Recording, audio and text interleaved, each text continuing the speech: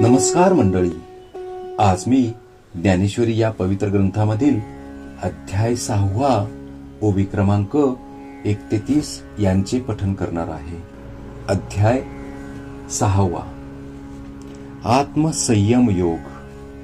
श्री गणेशाय नमः. ओवी क्रमांक 1.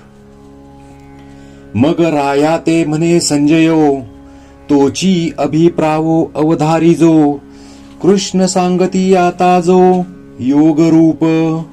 याचा अर्थ, मग संजय धृतराष्ट्रास म्हणाला, आता भगवान योगाबद्दल जो आपला अभिप्राय सांगतील तोच ऐक. ओवी क्रमांक 2. सहजे ब्रह्मरसाचे पारणे, केले अर्जुना लागे नारायणे, की तेची अवसरी पाहुने पातलो आम्ही. याचा अर्थ, संजय ब्रह्मविद्येची व आपल्या भाग्याची थोरवी धृतराष्ट्राजवळ 2.5 ओव्यात वर्णन करीतो. नारायणांनी अर्जुनाला सहज ज्ञानरसाचे पारणे केले, तो तेच वेळी आम्ही पाहुणे म्हणून गेलो होतो. ओवी क्रमांक 3. कैसी देवाची आगळीक नेनिजे, जैसे तान्हे लिया तोय सेविजे, की तेची चवी करुणी पाहिजे, तव अमृत आहे. याचा अर्थ, दैवाची थोरवी काय वर्णावी. तहान लागलेल्या मनुष्याने पाणी पिण्याकरिता म्हणून पाण्याचे भांडे तोंडी लावावे व ते चाखून जो पाहतो तो ते अमृतच असावे. ओवी क्रमांक 4. तैसे आम्हा तुम्हा जाहले, जे आड मुठी तत्वे फावले, तव धृतराष्ट्रे म्हणितले, हे न पुसो तू ते. याचा अर्थ, त्याचप्रमाणे राजा एखादी आड गिऱ्हाईकी मूल्यवान वस्तू थोडक्यात मिळते, त्याप्रमाणे मला व तुला परमात्म तत्व प्राप्त झाले. परंतु धृतराष्ट्र संजयाला म्हणाला की तुला ब्रह्मरसाबद्दल मी काही विचारित नाही. ओवी क्रमांक 5. तया संजया येणे बोले, रायांचे हृदय जोजवले, जे अवसरी आहे घेतले कुमारांची या. याचा अर्थ, ह्या बोलण्यावरून धृतराष्ट्र राजांचे मन पुत्रांची हकीकत ऐकण्याविषयी उत्कंठित झाले आहे असे संजयाने जाणले. ओवी क्रमांक 6. हे जाणोनी मनी हासिले, म्हणे म्हातारा मोहे नाशिला, एरवी बोलू तरी भला जाहला, अवसरी ये. याचा अर्थ, हे जाणून तो मनात विस्मय पावला आणि म्हणाला, अरे अरे, हा वृद्ध धृतराष्ट्र पुत्र वात्सल्याने अगदी वेडावला आहे. एरवी येथपर्यंतचा कृष्णार्जुनांचा संवाद अति उत्तम झाला. ओवी क्रमांक 7. परी ते तैसे कैसेनी होईल, जात्यंधू कैसे पाहेल, तेवीची ये रुसे घेईल, म्हणून बिहे. याचा अर्थ, परंतु या संवादाची गोडी याला कोठून कळणार, कारण जो जन्मांध आहे त्याला कसे दिसेल. परंतु याला असे स्पष्ट बोलावे तर राग येईल, म्हणून संजय भीतीने स्पष्ट बोलला नाही. ओवी क्रमांक 8. परी आपण चित्ती आपुला, निकिया परी संतोषला, जे तो संवादू फावला कृष्णार्जुनांचा. याचा अर्थ, परंतु श्रीकृष्णार्जुनांच्या परस्पर संवादापासून तो आपल्या मनात उत्तम प्रकारे संतोषित झाला. ओवी क्रमांक 9. तेने आनंदाचेनी धालेपणे, साभिप्राय अंतःकरणे, आता आदरेसी बोलणे घडेल तया. याचा अर्थ, ह्या आनंदाच्या तृप्तीने व प्रफुल्लित अंतःकरणाने तो आता मोठ्या अदबीने धृतराष्ट्राला अभिप्राय सांगेल. ओवी क्रमांक 10. तो गीते माझी षष्टीचा, प्रसंगू असे आयनीचा, जैसा क्षीरार्णवी अमृताचा निवाडू झाला. याचा अर्थ, क्षीरसागराचे मंथन करताना जशी अमृताची प्राप्ती झाली त्याप्रमाणे गीतेमध्ये 6व्या अध्यायाचा प्रसंग उत्तम असून तो बुद्धीने जाणावयाचा आहे. ओवी क्रमांक 11. तैसे गीतार्थाचे सार, जे विवेक सिंधूचे पार, नाना योग विभव भांडार उघडले का. याचा अर्थ तो अध्याय गीतार्थाचे सार होय व आत्मानात्म विचाररूपी समुद्राचा पैलतीर होय, अथवा जणू काय योग संपत्तीचा जामदार खानाच उघडला आहे. ओवी क्रमांक 12. जे आदी प्रकृतीचे विसवणे, जे शब्द ब्रह्मासी न बोलणे, तेथोनी गीतावल्लीचे ठाणे प्ररोहो पावे. याचा अर्थ जे आदी मायेचे विश्रांती स्थान व ज्या ठिकाणी वेदनांनाही मौन धारण करावे लागते आणि ज्यापासून गीतारूप वेलीला अंकुर फुटला. ओवी क्रमांक 13. तो अध्यवो 6वा, वरी साहित्याची या बरवा, सांगी जैल मनोनी परिसावा चित्त देऊनी. याचा अर्थ तो हा 6वा अध्याय सर्व अलंकारादी साहित्यानी परिपूर्ण असा सांगेन, तो लक्ष देऊन ऐका, अशी महाराज संतांना विनंती करीतात. ओवी क्रमांक 14. माझा मराठाची बोलू कौतुके, परी अमृता तेही पैजा जिंके, ऐशी अक्षरे रसिके मेळवीन. याचा अर्थ माझे बोल शुद्ध प्राकृत आहेत खरे, परंतु ते प्रतिज्ञेने सहज अमृतालाही जिंकतील अशा गोड अक्षरांनी मी सांगेन. ओवी क्रमांक 15. जिये कोवळी केचिनी पाडे, दिसती नादींचे रंग थोडे, वेदे परिमळांचे बीक मोडे जियाचेनी. याचा अर्थ त्या लोकांच्या मृदूपणाने सप्त स्वरांपासून होणारा आनंदही कमी असा भासेल किंवा त्यांच्या छंदाने सुवासिक कमीपणा पावेल. ओवी क्रमांक 16. ऐका रसाळपणाची या लोभा, की श्रवणेची होती जिभा, बोले इंद्रिया लागे कळंबा एकमेका.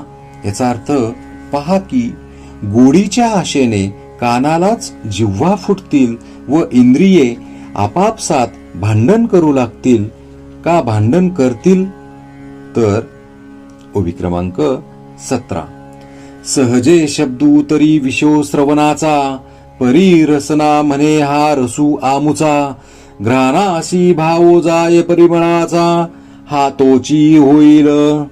याचा अर्थ शब्द विषय सहज पाहिले तर कानाचा आहे, परंतु जीभ हा रस आमचा आहे असे म्हणेल व नाकालाही हा आमचा गंध विषय आहे असा भास होण्याला कारण हा शब्द विषयच होईल. ओवी क्रमांक 18. नवल बोलती ये रेखेची वाहनी, देखता डोळ्याही पुरो लागे धनी, ते म्हणती उघडली खानी रूपाची हे. याचा अर्थ यापेक्षा आणखी नवल कोणते की बोलण्याची नुसती सरणी पाहून डोळे तृप्त होतील आणि त्यांना असे वाटू लागेल की हे बोल नसून ही प्रत्यक्ष रूपाची खानच निर्माण झाली आहे. ओवी क्रमांक 19. जेथ संपूर्ण पद उभारे, तेथ मनची धावे बाहिरे, बोलू भुजाही अविष्करे आलिंगावया. याचा अर्थ जेव्हा शब्द जुळून संपूर्ण वाक्य बाहेर पडेल तेव्हा इंद्रियांना मागे टाकून मनच बाहेर निघेल आणि आपले बाहू उभारून त्या वाक्याला आलिंगन देण्याला धावेल. ओवी क्रमांक 20. ऐसी इंद्रिये आपुला लिया भावी, झुंबती परी तो सरिसेपणेची बुझावी, जैसा एकला जगचे ववी सहस्र करू. याचा अर्थ याप्रमाणे सर्व इंद्रिये आपापल्या धर्माप्रमाणे त्या बोलाला झोंबतील, परंतु तो शब्दही सगळ्यांना सारखेपणाने शांत करेल, ज्याप्रमाणे एकटा सूर्य सर्व जगाच्या व्यवहाराला प्रवृत्त करीतो. ओवी क्रमांक 21. तैसे शब्दाचे व्यापकपण देखिजे असाधारण पाहात या भावज्ञा फावती गुण चिंतामणीचे. याचा अर्थ त्याप्रमाणे शब्दांचा व्यापकपणा अलौकिक आहे असे समजा आणि जो त्यांचा अर्थ जाणणारा आहे त्याला त्यांचे ठिकाणी चिंतामणीसारखे गुण आढळून येतात. ओवी क्रमांक 22. हे असं तू या बोलांची ताटे भली वरी कैवल्य रसे ओगरली ही प्रतिपत्ती मिया केली निष्कामाशी. याचा अर्थ हे असो त्या बोलांची मोठाली ताटे बनवून त्यात मोक्षारस वाढून निष्कामी लोकांना ही ग्रंथरूपी मेजवानीच केली आहे. ओवी क्रमांक 23. आता आत्मप्रभा निच नवी तेची करुणी ठाण देवी जो इंद्रियांते चोरुनी जेवी तयासीची फावे. याचा अर्थ या मेजवानीत उजेडाकरिता नित्य नवी अशी आत्मज्योतीची ठाण वयी करून त्या उजेडात जो इंद्रियांना नकळत मेजवानीचे सेवन करेल त्यालाच तिची प्राप्ती होईल. ओवी क्रमांक 24. येथ श्रवणाचे निपांगे विन श्रोतया होआवे लागे हे मनाचे निजांगे भोगीजे गा. याचा अर्थ या ठिकाणी श्रवणाचे साधन जे कान ते टाकून देऊन श्रोत्यांनी मनाचेच उपभोग घ्यावा. ओवी क्रमांक 25. आहाच बोलाची वालिफ फेरीजे आणि ब्रह्माची आची आंगा घडीजे मग सुखेसी सुरवाडीजे सुखाची माझी. याचा अर्थ बोलरूपी साल अगोदर काढून टाकून बोलाचे लक्ष जे ब्रह्म तेथे तद्रूप होऊन मग सुखानेच सुखाची गोडी घ्यावी. ओवी क्रमांक 26. ऐसे हळुवारपण जरी येईल तरीच हे उपेगा जाईल एरवी आघवी गोठी होईल मुकिया बहिरयाची. याचा अर्थ इतक्या तऱ्हेचे सूक्ष्म मन जर होईल तरच त्याचा उपयोग होईल नाहीतर सर्व गोष्टी मुक्याने बोलून बहिऱ्याने ऐकल्याप्रमाणे होतील. ओवी क्रमांक 27. परी ते असो आता आघवे न लगे श्रोतयांते कडसावे जे अधिकारी येथ स्वभावे निष्काम कामू.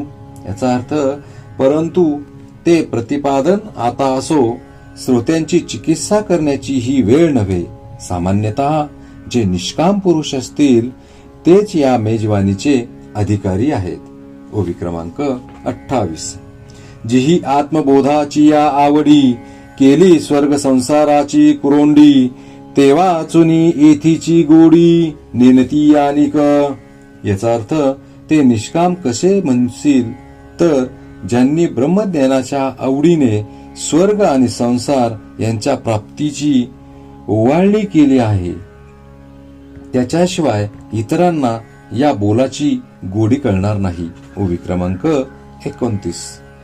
जैसा वायशी चंद्र नोळखीजे तैसा प्राकृती हा ग्रंथू नेनिजे आणि तो हिमांशूची जेवी खाजे चकोराचे. याचा अर्थ कावळ्याला जशी चंद्राची ओळख नाही तशी या गीता ग्रंथाची प्राकृत जनांना ओळख नाही परंतु तोच चंद्र जसा चकोराचे खाद्य आहे तसेच कर्माच्या फलांची ज्यांना आशा नाही त्यांनाच या गीता ग्रंथाची ओळख आहे.